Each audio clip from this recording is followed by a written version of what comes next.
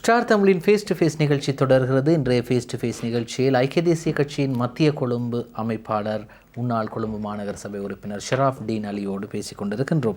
இப்படி இருக்கும்போது இந்த இடத்திற்கு இதற்கு முதல் நவலங்கா நிதாஸ் பக்ஷே கட்சியின் பொருளாளர் சிராஸ் யூனுஸ் வந்தார். அவருடைய கேள்விகள் கேட்டுக்கொண்டிருக்கும் போது அவருடைய கருத்து அவர் என்ன சொல்கின்றார் என்றால், கேபினட் அமைச்சர் ஒருவர் இந்த அரசாங்கத்தில் இல்லாதது பெரிய ஒரு கவலை என்று சொல்கின்றார். அதற்கு பிறகு வந்த ஜுஹாரா புஹாரி, அவர் கொழும்பு மாநகர சபை உறுப்பினர், அவர் என்ன சொல்கின்றார் என்றால், இதற்கு முதல் இருந்த கேபினட் அமைச்சர்கள் என்ன செய்தார்கள் என்று கேட்கின்றார். இப்போ இருவரும் இஸ்லாமியர்கள், ஆனால் இருவருக்கும் வெவ்வேறான கருத்துக்கள். இப்பொழுது உங்களிடமும் அதே கேள்வி கேட்கின்றேன். இந்த என்பிபி அரசாங்கத்திலே ஒரு கேபினட் அமைச்சர் இல்லை, இஸ்லாமிய அமைச்சர் ஒருவர், பிரதி அமைச்சர் இருக்கின்றார், முனீஃப் முலாஃபர் இருக்கின்றார், இன்னும் ஒரு அமைச்சரும் இருக்கிறார், விஞ்ஞான தொழில்நுட்ப பிரதி அமைச்சராக ஒரு அமைச்சர் பொறியியலாளர் ஒருவர் இருக்கிறார். இவர்கள் இருவர் பிரதி அமைச்சராக இருக்கின்றார்கள். வழமை போல பிரதி சபாநாயகராக ரிஸ்வி சாலி இருக்கின்றார். ஆனால் ஒரு கேபினட் அமைச்சர் இல்லை. நீங்கள் உங்களுடைய கருத்தில், உங்களுடைய பாயிண்ட் ஆஃப் வியூவில் எப்படி பார்க்குறீங்க? இது ஒரு நல்ல கேள்வி. நீங்கள் ஒரு மூன்றாவது முஸ்லீம் நபர்னு அந்த கேள்வி கேட்கின்றீர்கள். இப்போ மூன்றாவது ஒவ்வொருடைய கருத்தும் வெவ்வேறாக இருக்குது. சிராஸ் நூரி ஒன்றை சொல்லியிருக்கின்றார், சகோதரி ஜுஹாரா ஒன்றை சொல்லியிருக்கின்றார். இப்போ என்னிடம் இந்த கேள்வி கேட்கின்றீர்கள். பிரேம், முஸ்லீம் கேபினட் அமைச்சர் வரலாறு என்பது லேசிப்பட்ட வரலாறு கிடையாது. இது இவர்கள் இந்த ஜுஹாரா புஹாரிக்கு முஸ்லீம் அமைச்சர்களுடைய வரலாறு தெரியாது, பாவம். அவள் படிக்க வேண்டும். அவங்க சொன்னாங்க இல்லை, நான் ஏசியா சமிடெல்லாம் பற்றி இல்லை, ஏன் ஏசியா சமிடை பற்றி சொன்னாலும் ஒரு செவ்வியில் முக்கியமாக அவங்க அஷ்ரஃபை பற்றி சொன்னாங்க. அஷ்ரஃபுடைய இனிஷியலை கேளுங்க முதல்ல. அஷ்ரஃப் அவர்கள் அஷ்ரஃபுடைய இனிஷியலை கூட பிழையாக உச்சரித்தார். அஷ்ரஃபுடைய இனிஷியல் சொல்லுங்க. ஏஹெச்எம் இல்லை, ஏஹெச்எம் ஃபௌசி, அவர் எம்ஹெச்எம். இவள் போய் ஒரு இன்டர்வியூவில் கூட தன்னுடைய நிறுவன தலைவருடைய பெயரை கூட மாற்றி சொன்னதால் அவருக்கு அவ்வளோ வரலாறு தெரியாது. ஒன்று. ரெண்டாவது, இடைக்கால தடை எடுக்க கோர்ட்ஸ்க்கு போனார். அங்கே போய் அதாவது இவங்க என்ன சொல்லுவோம், இந்த ரெஸ்பாண்டன்ட், அதை மாற்றி பேரை மாற்றி கொடுத்து, ரெஸ்பாண்டன்ட்டில் அதுங்க தமிழ் வார்த்தை வரல, கொடுக்கும் பொழுது தவிசாளர் ஸ்ரீலங்கா முஸ்லிம் வந்து அப்துல் மஜீத் அவர் இறந்துட்டார். அவர் மரணித்து 1.5 வருஷம் ஆகும். அப்போ மௌத்தா போனவருக்கு வழக்கு போட்ட முதல் அரசியல்வாதி உலகத்திலே, மரணித்தவருக்கு வழக்கு போட்ட முதலாவது அரசியல்வாதி. எல்லாம் மரண தண்டனை வாங்கி கொடுக்க தான் வழக்கு போடுவாங்க. இவன் மரணித்த ஒருவருக்கு வழக்கு போட்ட முதல் அரசியல்வாதி. ஒன்றாவது. ரெண்டாவது, நீங்கள் வரலாற்றை புரட்டி பாருங்கள். இப்போ லேசே ChatGPTக்கு போனால் வரும். ஃபர்ஸ்ட் கேபினட் ஸ்ரீலங்காவில் 1947 சுதந்திரத்துக்கு முன்னால் அமைத்த கேபினெட்டில் கூட DS சேனநாயக்க பிரதமருடைய கேபினெட்டில் 2 முஸ்லீம் அமைச்சர்கள். தொழில் மற்றும் சமூக சேவைகள் அமைச்சர் டாக்டர் TB ஜாயா, தபால் தொலைத்தொடர்பு அமைச்சர் மிஸ்டர் CM மரிக்கார். அன்றிலிருந்து அனுரகுமார திசாநாயக்க அமைச்சராகும் வரைக்கும் இருந்த எல்லா கேபினட்டுகளிலும் ஒரு முஸ்லீம் குறைந்தபட்ச அமைச்சராக இருந்திருக்கின்றார். அவரே சொல்லதான் வெளி விவகார அமைச்சராக ஏசியா சமிட் இருந்திருக்கின்றார். போக்குவரத்து அமைச்சராக MH முகமது இருக்கின்றார். கடைசியாக கோட்டாபே ராஜபக்சே அரசு முஸ்லீம்களை கருவறுத்த அரசாக நாங்கள் பார்த்தோம். ஜனாசா எரிப்புக்கு மொட்டு கொடுத்த ஜனாசா எரிப்பு என்று சொல்லக்கூடிய ஒரு மன்னிக்க முடியாத குற்றத்தை செய்த அரசாக பார்த்த அந்த அரசியலில் கூட நீதி அமைச்சராக அலி சப்ரி இருந்திருக்கிறார். முஸ்லீம் அமைச்சர் இதற்கு முன்னால் இருந்து எதை சாதித்தார்கள்? இந்த கேள்வியை தான் எல்லா NPP முஸ்லீம் ஆதரவாளர்களும் கேட்பது. அன்பான முஸ்லீம் NPP ஆதரவாளர்களே, உங்களில் யாருக்கும் நாங்கள் சொல்லவில்லை உங்கள் பார்வையிலே திருடர்களான, உங்களுடைய பார்வையில் அயோக்கியர்களான ரிஷாட் பதீதீனையோ ரவுஃப் ஹக்கீமையோ ஒரு கபீர் ஆசிமையோ அமைச்சராக நியமிக்க நாங்கள் சத்தியமாக சொல்லவில்லை. நீங்கள் தெளிவாக வாக்களித்து உள்வாங்கிய NPPயிலே முஸ்லீம் இருக்கக்கூடியவர்களைத்தான் அமைச்சராக நியமிக்க சொல்கின்றேன். ஏன் இது முன்னுக்கு பின் முரணாக பேசுகின்றீர்கள்? மொட்டை தலைக்கு முழங்காலுங்க ஏன் முடிச்சு போடுகின்றீர்கள்? இதற்கு முன்பு இருந்தவர்கள் சாதிக்கவில்லை என்பதற்காகத்தான் சாதிக்க வந்த உங்களை நாங்கள் மக்கள் நியமித்திருக்கின்றார்கள். அவர்களில் இருக்கக்கூடியவர்கள் தகுதியின் அடிப்படையில் நாங்கள் அமைச்சர் பதவியை நியமிக்கின்றோம், தகுதியான ஒரு முஸ்லீம் கிடையாது என்று அமைச்சரவை பேச்சாளர் தெளிவாக முஸ்லீம் சமூகத்திலே எவருமே NPP அரசியலே தகுதியானவர்கள் இல்லை என்பதை மன்னிக்கவும். இது இந்த நேரம் குறுக்கிடுவதற்கு மன்னிக்கவும். இதே கேள்வி அவங்க கேட்குறாங்க. 20க்கு கை உயர்த்தினது முஸ்லீம் அமைச்சர். கட்டாயமா அவர் 20க்கு கை உயர்த்தி முஸ்லீம் சமூகத்தில் இல்லை. அப்போ அதாவது ஜனாசா எரிப்புக்கு ஆதரவாக கையை உயர்த்திய முஸ்லீம் அமைச்சர்கள் இருக்கும்போது ஜுஹாரா கேட்குற கேள்வி, ஜனாசாவுக்கு ஆதரவாக கை உயர்த்திய முஸ்லீம் அமைச்சர்கள் இருந்தார்கள் தானே? பிறகு இன்னத்துக்கு உங்களுக்கு முஸ்லீம் அமைச்சர் வேணும்னு அவங்க அதுதான் அப்படியான அயோக்கியர்கள் உங்களுடைய பார்வையிலே அவர்களை நியமிக்க சொல்லவில்லை. இப்பொழுது ஜனாசா அறிக்கப்பட்டால் முஸ்லிம் முல்லாஃபர் கை தூக்குவாரா உங்களுடைய பார்வையிலே? அவர் முஸ்லிம் சமூகத்தின் பாதுகாப்பு அரணாக இருப்பார். ரிசீசாதி கை தூக்குவாரா? அப்போ முஸ்லிம்களிலே இன்றைய என்பிபி அரசில் இருக்கக்கூடிய ஒருவரை நியமிக்க முடியவில்லை ஏனென்று கேட்டால் அவர்கள் கை தூக்கினார்கள் தான் என்றால் இது ஒரு சிறுபிள்ளைத்தனமான பதில். அடுத்தது ஜனாசா எரிப்பு தான் பேசுகிறோம்.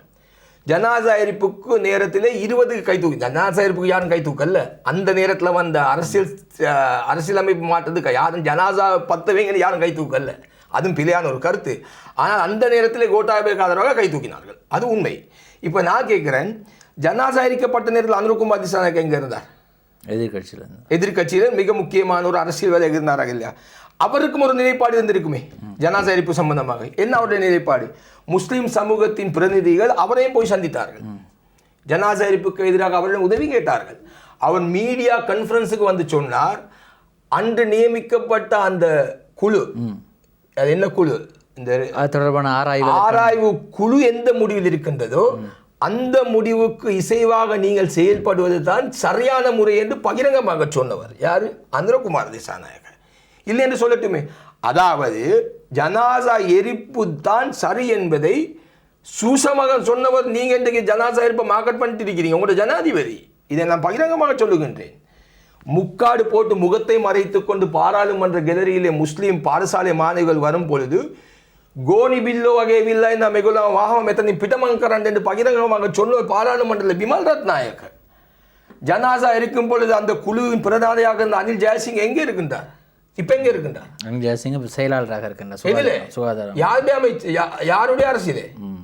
அன்று ஜனாசா எரிப்புக்கு உறுதுணையாக இருந்த அனில் ஜெயசிங்கவை இன்றும் சுகாதார அமைச்சின் செயலாளராக வைத்துக்கொண்டு ஜனாசாவை எரித்ததற்கு தௌஃபீக் கை தூக்கினார், நசீர் அஹமத் கை தூக்கினார் என்று பயில அடிக்க வேணாம். சென்ட்ரல் ரோட் பாஸில் சொல்றதுன்னா பயில அடிக்க வேணாம். அன்றைக்கு ஜனாசா எரிப்புக்கு அனுரகுமார் திசாநாயக்கும் சாதகமாகத்தான் இருந்தார்.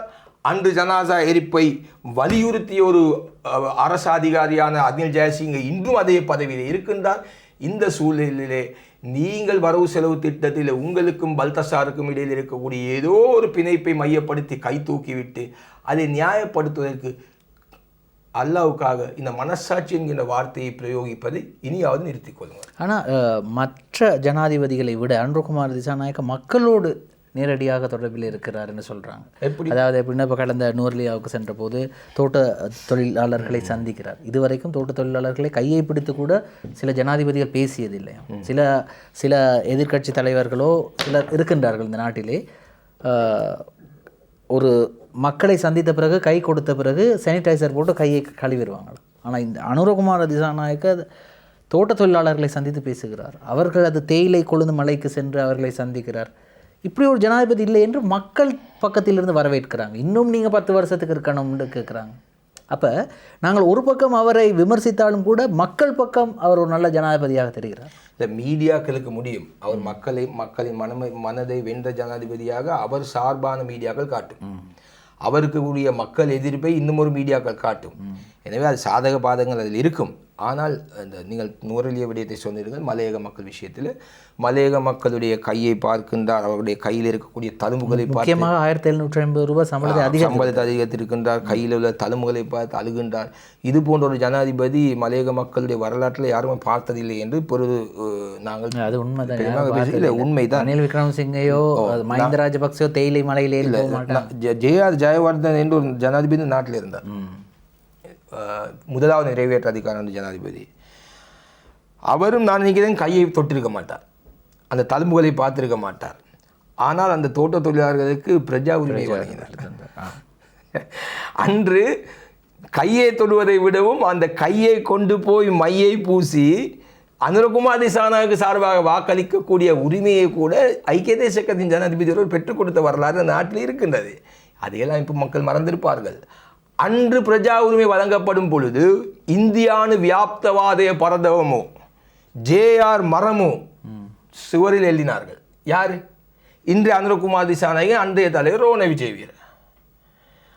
இந்த வரலாற்றை மலையக மக்கள் மறந்திருந்தால் மன்னிக்கவும், ஞாபகப்படுத்திக் கொள்ளுங்கள். உங்களுக்கு பிரஜா உரிமை வழங்கிய கட்சியெல்லாம் புறந்தள்ளிவிட்டு கையை பார்த்தார், கண்ணீர் விட்டார். கையை பார்த்து கண்ணீர் விடுவதற்கும் பிரேம் ஹெலிகாப்டர்லேயே செல்கின்றார். சின்ன பிள்ளைய விளையாடி கொண்டு கிரவுண்டில் போய் லேண்ட் பண்ணுறார். ஒன்றுக்கு 2 ஹெலிகாப்டர். ஆனால் சொல்லி வந்தது அப்படி இல்லை. மலையக மக்களோட கையை பார்ப்பதற்கு நான் தான் நினச்சேன் நூரெலியாவுக்கு பஸ்ஸில் போவார், இல்லைன்னா 400 ட்ரெயினில் போவார்ண்டா பேசின மாதிரி. அப்படி ஒன்றும் நடக்கவில்லை. இருந்தாலும் அவர் மலையக மக்கள் மீது கரிசனை காட்டுவாராக இருந்தால் அவர்களுக்கு ஏதாவது சலுகைகள் வழங்குவார்கள். உண்மையிலே இந்த நாட்டிலே அதாவது சுதந்திரத்துக்கு பிறகு அபிவிருத்திகளை அனுபவிக்காத ஒரு சமூகம் மலையக சமூகம் என்பது. இந்த நாட்டுக்கு மிகப்பெரிய வருமானத்தை ஈட்டு தரக்கூடிய தொழிலாளர்கள். அவர்கள் அனுபவிக்கக்கூடிய தொல்லைகள் அதிகம். அவர்கள் எதையுமே வாழ்க்கையிலே பார்த்து இன்னும் அவர்களுடைய லயன் வீடு வாழ்க்கையெல்லாம் இன்னும் மாற்றமடையாமல் இருக்கின்றது. அவற்றில் இவர் மாற்றம் கொண்டு வருவாரே ஆனால் உளப்பூர்வமாக அதை நாங்கள் வரவேற்கின்றோம்.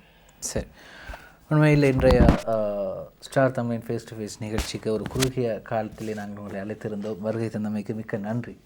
எனக்கும் இந்த வாய்ப்பை தந்தமைக்காக உங்களுடைய நிறுவனத்துக்கும் தனிப்பட்ட ரீதியில் உங்களுக்கும் மற்றும் உங்களுடைய தொழில்நுட்ப குழுவுக்கும் எல்லோருக்கும் நன்றியை தெரிவித்து விடைபெறுகின்றேன். நன்றி. ஸ்டார் தமிழின் ஃபேஸ் டு ஃபேஸ் நிகழ்ச்சி இத்துடன் நிறைவு பெறுகிறது. மற்றும் ஒரு ஃபேஸ் டு ஃபேஸ் நிகழ்ச்சியில் உங்கள் அனைவரையும் சந்திக்கும் வரை விடைபெறுகின்றோம். நன்றி, வணக்கம்.